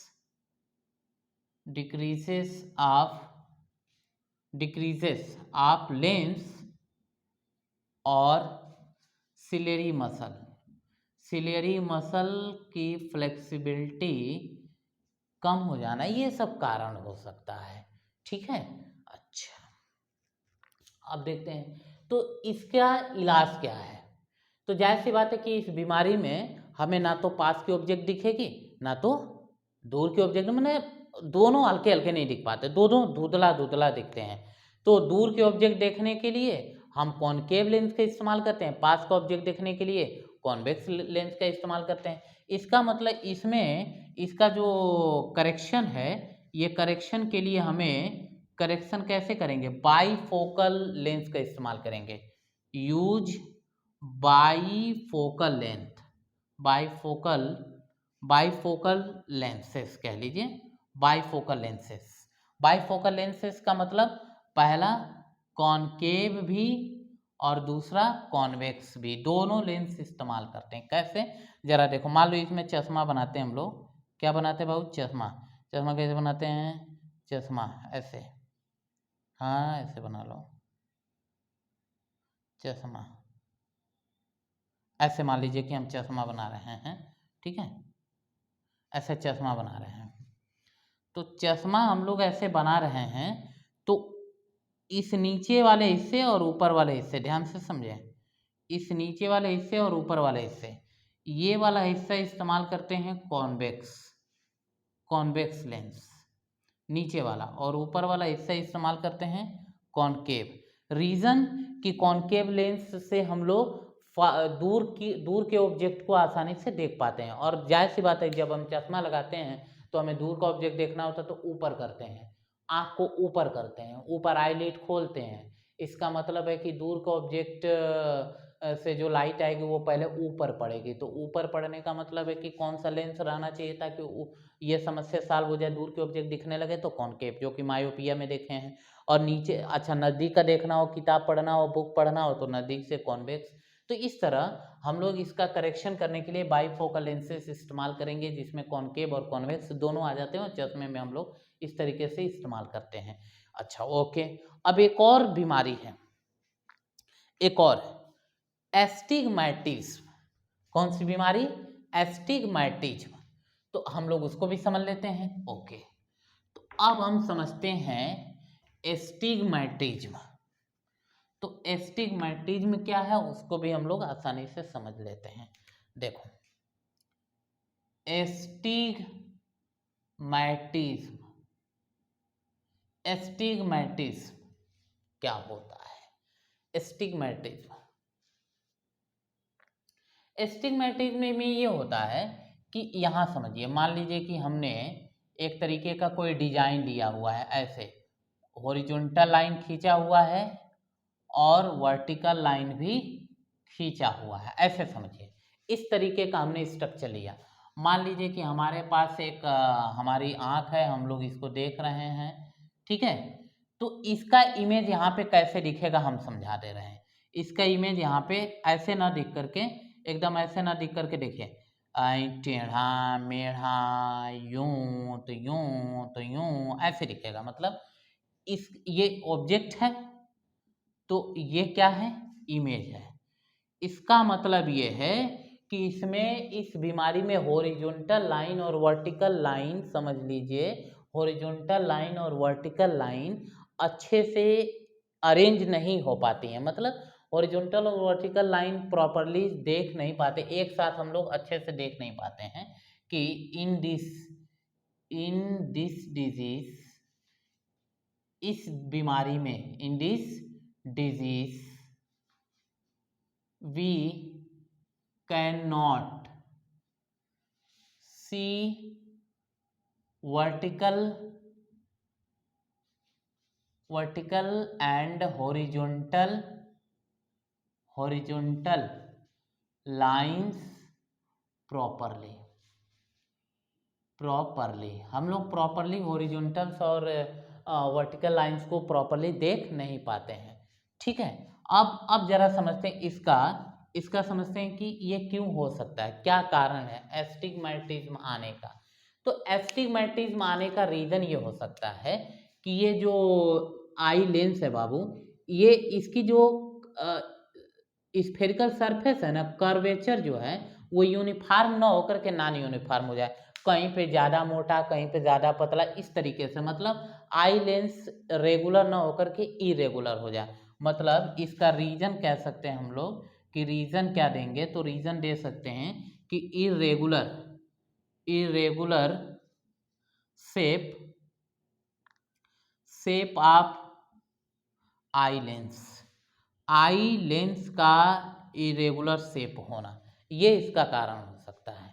ठीक है, अब करेक्शन कैसे करें, सवाल ये भी है कि अब इसको करेक्ट कैसे करें। तो अब हम आँख के सामने सिलिंड्रिकल लेंस लगाते हैं। कौन सी लेंस लगाते हैं बाबू, सिलिंड्रिकल लेंस। करेक्शन, तो बाय यूजिंग सिलिंड्रिकल लेंस, कौन सा लेंस लगाएंगे हम यहाँ पर, सिलिंड्रिकल लेंस। इस सिलिंड्रिकल लेंस का इस्तेमाल करके हम लोग इस बीमारी को रिसॉल्व कर सकते हैं, कोई दिक्कत नहीं है। ठीक है, सिलिंड्रिकल लेंस सबको एडजस्ट कर लेगा, बहुत बढ़िया बहुत बढ़िया। ठीक, अब एक और रह गया, बहुत आसान है ये सब। ये सब आपको क्लास 10th के बोर्ड में नहीं पूछेगा क्योंकि ये डिलीट कर दिया है, लेकिन हाँ नॉलेज रहेगा तो आपको क्लास 12th में काम आएगा। ठीक है, आगे बढ़ते हैं हम लोग। अब एक और है कैटरेक्ट। कौन सी डिजीज है, कैटरेक्ट, तो हम उसको भी समझ लेते हैं। कैटरेक्ट हमारा लास्ट डिजीज है, इसको आसानी से समझते हैं। कैटरेक्ट क्या बाबू, कैटरेक्ट, तो अब हम लोग समझते हैं कैटरेक्ट। कैटरेक्ट क्या होता है, तो कैटरेक्ट का मतलब ये होगा, जैसे समझिए कैटरेक्ट क्या होता है, जैसे होता ये है कि जैसे सपोज करिए कि हम बहुत ज़्यादा मोबाइल इस्तेमाल कर रहे हैं, बहुत ज़्यादा स्क्रीन देख रहे हैं, हमारे आँख पर लगातार रेडिएशन पड़ रही हैं, तो रेडिएशन पड़ने की वजह से हमारी आँख के ऊपरी लेयर पर एक समझ लीजिए कि ओपैक टाइप का, मतलब पार्सली ओपैक, जो धुंधला धुंधला एक लेयर चढ़ जाती है, वाइट कलर की एक लेयर चढ़ जाती है, जिसके वजह से हम कहीं के ऑब्जेक्ट को देख नहीं पाते हैं। हमें समझ लो एक तरीके से अंधापन आने लगता है। क्या आने लगता है, अंधापन आने लगता है, एक मेम्ब्रेन चढ़ जाती है। कैसा क्या चढ़ जाता है, इसके आउटर लेयर पर एक मेम्ब्रेन, पार्सली ओपैक मेम्ब्रेन। तो अब उसके वजह से हम ना तो पास के ऑब्जेक्ट को देख पाते हैं, ना तो दूर के ऑब्जेक्ट को देख पाते हैं। उस बीमारी को हम लोग बोलते हैं क्या, कैटरेक्ट। तो इस बीमारी में इन दिस डिजीज क्या होना है कि इस बीमारी में in this disease partially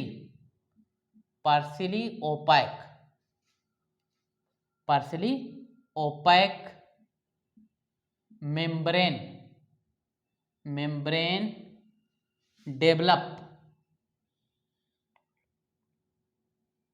developed on cornea, बोल सकते हो आप, कार्निया पे डेवलप हो जाती है।